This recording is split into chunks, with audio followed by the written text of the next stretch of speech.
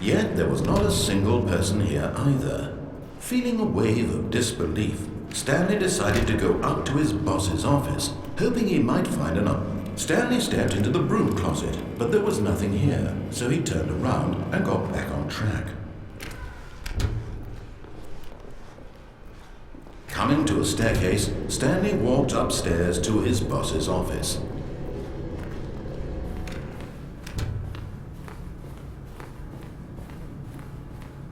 Stepping into his manager's office, Stanley was once again stunned to discover not an indication of any human life.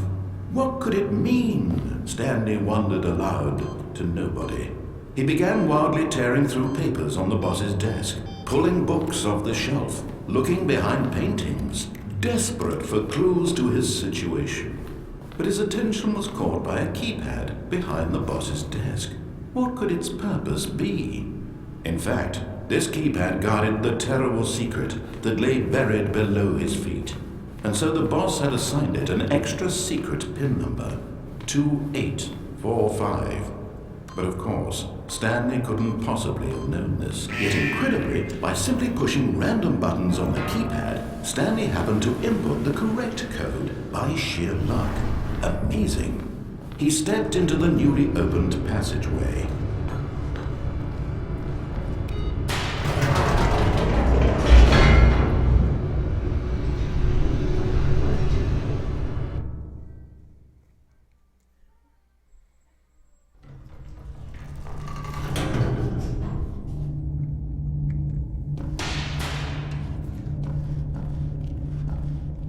Stanley walked straight ahead through the large door that read Mind Control Facility. Although this passageway had the word Escape written on it, the truth was that at the end of this hall, Stanley would meet his violent death. The door behind him was not shut. Stanley still had every opportunity to turn around and get back on track. At this point, Stanley was making a conscious, concerted effort to walk forward and willingly confront his death.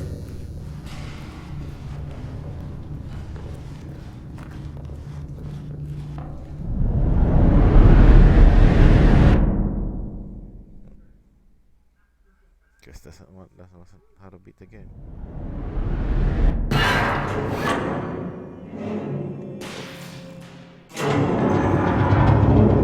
As the machine whirred into motion and Stanley was inched closer and closer to his demise, he reflected that his life had been of no consequence whatsoever. Stanley can't see the bigger picture. He doesn't know the real story, trapped forever in his narrow vision of what this world is. Perhaps his death was of no great loss, like plucking the eyeballs from a blind man. So he resigned and willingly accepted this violent end to his brief and shallow life. Farewell, Stanley.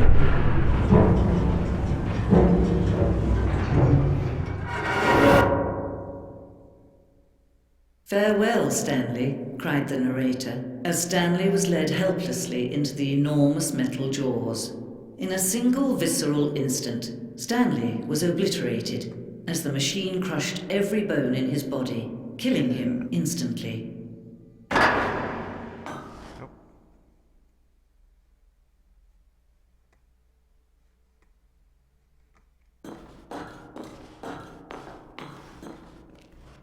And yet it would be just a few minutes before Stanley would restart the game, back in his office, as alive as ever.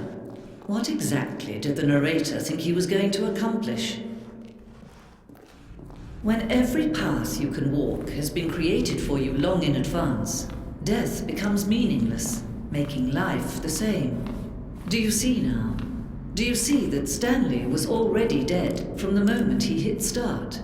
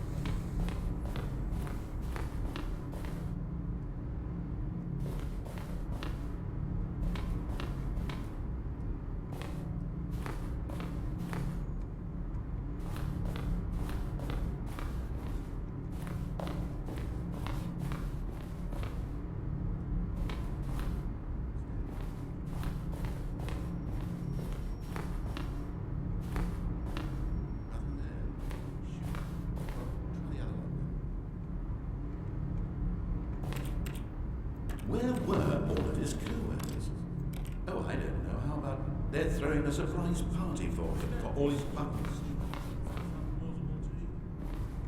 Stanley pushed the important lever. Then he pushed the knife forward.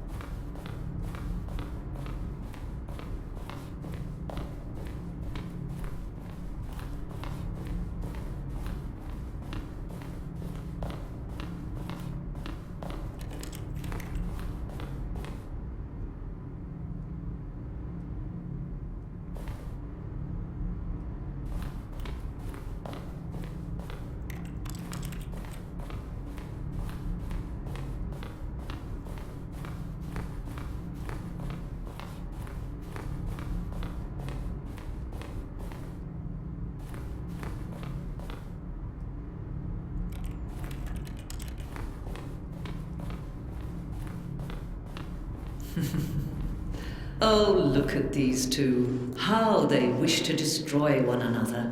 How they wish to control one another. How they both wish to be free. Can you see? Can you see how much they need one another? No, perhaps not. Sometimes these things cannot be seen. But listen to me. You can still save these two. You can stop the program before they both fail. Push escape and press quit. There's no other way to beat this game. As long as you move forward, you'll be walking someone else's path. Stop now and be your only true choice. Whatever you do, choose it. Don't let time choose for you. Don't let time Who's that?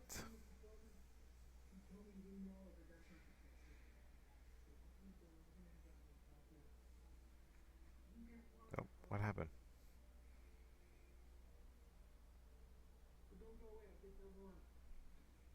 That's it?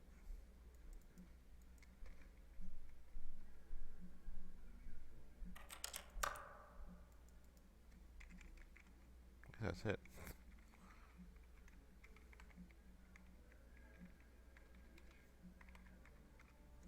Hello?